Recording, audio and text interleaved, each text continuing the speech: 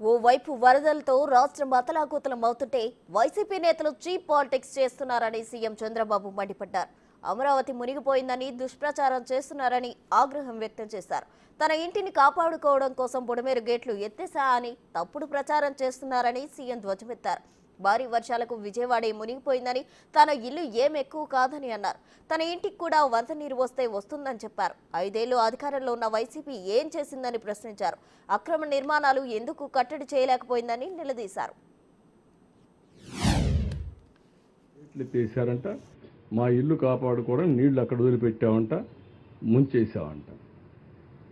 అందరిళ్ళకి నీళ్లు వచ్చాయి, అదేం పెద్ద బాధ లేదు. మా ఇంట్లోకి నీళ్ళు వస్తే వస్తాయి. ఏమైపోతుందండి దానికి? వచ్చాయి, పోయినాయి. ఇల్లు కూలిపోతుందని పారిపోయానంట. బుద్ధి జ్ఞానం అండ. కాలమ్స్తో కడితే, కాంక్రీట్తో కడితే ఆ ఇల్లు ఎవరిది? నాది కూడా కాదు, రెంటెడ్ ఇల్లు. అది కూడా ఓరవలేని మనస్తత్వం అంటే ఏం చెప్పాలి? వాళ్ళ మరి ప్యాలెస్లు కట్టుకొని నేను ఉండడం లేదు. ఇవన్నీ చాలా దారుణమైన పనులు చేస్తున్నారు. నేను చెప్పకపోతే నేను డిఫాల్టర్ని అవుతాను.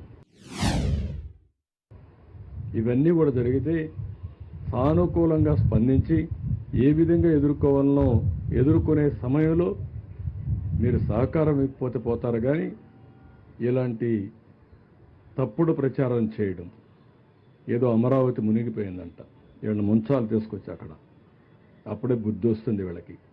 అమరావతి మునిగిపోయింది ఎవరు చెప్పాడు మీకు? లేకుంటే అక్కడనే పూడ్చాల, వీళ్ళ శ్మశానం అన్నారు, అక్కడనే పూడ్చాల, అప్పుడే బుద్ధి వస్తుంది. మనుషులకు బుద్ధి జ్ఞానం ఉండాలి. ప్రజాహితం కోసం పనిచేయాలి. దుర్మార్గంగా మహాడే కార్యక్రమాలు చేస్తున్నారు. ఎడారంటారు. ఎడారండి అమరావతి? ఇంకా